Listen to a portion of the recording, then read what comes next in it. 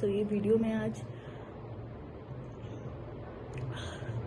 मेरी फ्रेंड, मेरी closest friend, मेरी फैमिली, मेरी सिस्टर दिव्या के लिए बना रही हूँ। दिव्या भटनागर के लिए,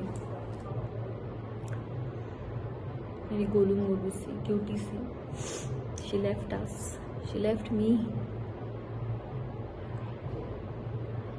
अभी तो बस उसने स्टार्ट किया था कि अपनी तरीके से वो जिंदगी जिएगी इंडिपेंडेंटली, किसी के ट्रैप में नहीं आएगी,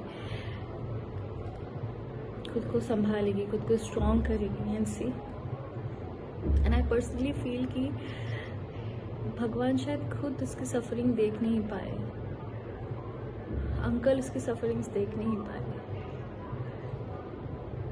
इतने सालों में, पिछले 9-10 सालों में आज तक मैंने कभी नहीं देखा कि दिव्या ने किसी के लिए कुछ गलत किया, किसी के साथ गलत किया या किसी को दुख भी पहुंचाया है।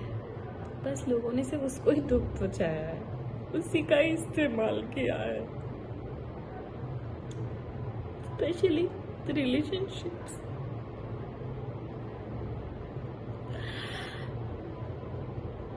ये हर एक लड़की गलती करती है, एक रिलेशनशिप से गंदे से धोखा खाने के बाद कहीं से भी थोड़ा भी कोई सहारा दे देता है, वो लड़की बिना सोचे समझे उसे अपना सहारा मान लेती है, बिना उसका बैकग्राउंड जाने, बिना कुछ जाने। और दिव्या तो मासूम थी, एकदम भोली थी। उस पागल को तो मैं समझाती थी, मतलब अगर मैं उसे समझाती होंगी तो आप समझ सकते हो कि वो किस तरीके की थी। मैं खुद इतनी इमोशनल हूँ तो वो मेरा 1000 गुना थी। आज ये वीडियो मैं बना रही हूँ, बहुत जरूरी है ये बनाना, स्पेशली उस इंसान के लिए जिसकी वजह से मेरी दिव्या ने इतना सफर किया। आई नो कि आज दिव्या के साथ जो भी हुआ, दिव्या हमारे बीच में नहीं है, it is because of Covid. But जो मेंटल स्ट्रेस, जो फिजिकल अब्यूज उसके साथ हुआ है, कोई भी इंसान अगर उस फेज से गुजरता तो छोटी सी एक बीमारी से भी लड़ने की उस इंसान के पास ताकत नहीं होती है। तो फिर भी कोविड था। बहुत ही शराफत से, बहुत ही शांति से मैं आप सबको ये चीज बता रही हूँ, एंड स्पेशली टू यू गगन गबरू। उस दिन तूने क्या पोस्ट किया था कि उसकी माँ और भाई तेरे रिलेशनशिप्स के अगेंस्ट थे और वो नहीं चाहते थे तेरी शादी होए, और तेरे नाम पे वो पब्लिसिटी ले रहे हैं। तेरी औकात क्या है? क्या औकात है तेरी? तू कौन है? तू यहाँ पे जो 4-5 जो गिने चुने आर्टिस्ट को भी जानता है ना, वो दिव्या के बदौलत भीख मांग के तू हिमाचल से दिव्या के साथ यहाँ रहने आया था। और जो तेरे अगेंस्ट में सिर्फ उसकी फैमिली नहीं, मैं भी खड़ी थी। इसीलिए वो 4 साल मेरी दिव्या से बात नहीं हुई थी, क्योंकि मुझे पता था कि तू ऐसा ही निकलेगा।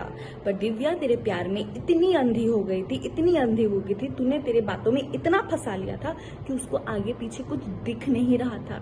इसलिए वो ना अपने माँ बाप की सुनी, ना भाई की सुनी, ना मेरी सुनी, ना बाकी दोस्तों की सुनी, और जिसकी वजह से आज वो हमारे बीच में नहीं है। समझा? तू पब्लिसिटी देगा, तुझे मैं पब्लिसिटी दे रही हूँ, अब तू ले पब्लिसिटी मेरे से। तुझे मैंने कहा था ना, तेरा काला चिट्टा खोल के रख दूंगी मैं। और अब देख, ये शुरुआत है। तुझे मैंने ऊपर से नीचे तक एक्सपोज नहीं किया ना, तो फिर तू बता मुझे। तो तेरे अगेंस्ट जो हम लोग खड़े थे वो इसके लिए गगन गबरू, क्योंकि तू मॉलेस्टेशन एक केस में शिमला में तेरे ऊपर केस चल रहा था, और जिसकी सजा 6 महीने जेल में रह के तू लास्ट ईयर भुगत के आया है, वो भी बेल पे। और अभी कभी भी तू अंदर फिर से जा सकता है, और अभी तू जाएगा ही, क्योंकि तूने जो मारपीट की है दिव्या के साथ इतने सालों तक, तूने जो टॉर्चर किया है, मेंटल टॉर्चर, जिसकी वजह से वो इतनी स्ट्रेस्ड में आ गई, इतनी बीमार पड़ गई, उसको डायबिटीज हो गया। हर एक चीज तेरे वजह से हुआ है, जो तूने उसको टॉर्चर किया है। तुझे क्या लगा कि दिव्या चली गई तो तू अभी अय्याशी करेगा तेरी गर्लफ्रेंड्स के साथ? तो सुनो, सो कॉल गर्लफ्रेंड्स जो दिल्ली में और कहाँ कहाँ तुम लोग बैठे हो ना, भलाई तो इसी में ही है कि तुम लोग भी इसके ऊपर एनसी करके सेव हो जाओ, क्योंकि कहीं ये ना हो आज दिव्या है और कल दिव्या की जगह पे तुम लोग हो जाओ। सो अपने आप को बचा लो और इसके ऊपर एक एनसी करके डाल दो, क्योंकि ये ऐसा ही है और पता नहीं अगर इसको अगर हमने अभी नहीं रोका और आगे जाके किस किस लड़कियों की जिंदगी ये बर्बाद करेगा।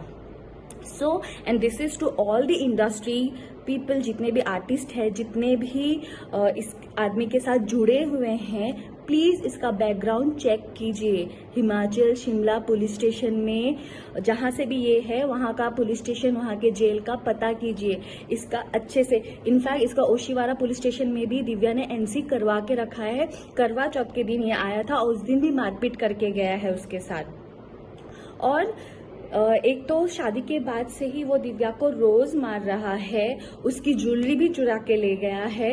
हर एक चीज इस आदमी ने जो दिव्या के साथ किया है विद प्रूफ मैं आप सबके सामने एक एक करके मैं एक्सपोज करूंगी। बट उससे पहले तू सुन ले गगन गबरू, तेरी जिंदगी अब जेल में ही सड़ेगी, ये तू आज समझ ले। तूने जो किया है ना दिव्या के साथ, उसका हिसाब तो भगवान ही तेरा अब करेगा।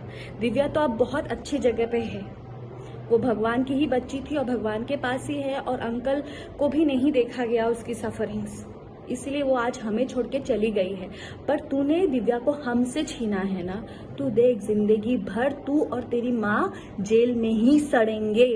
तू देख गगन गबरू, तू देख। लीगल काउंसलिंग करेगा तू? क्या लीगल काउंसलिंग लिख के रखा है तो अपने प्रोफाइल पे? लीगल काउंसलिंग या जेल में जाके करेगा, या जेल में करके सीख के आया है जाके 6 महीने रह के? तू देख, अभी तेरी पब्लिसिटी मैं करवाती हूँ, तू देख।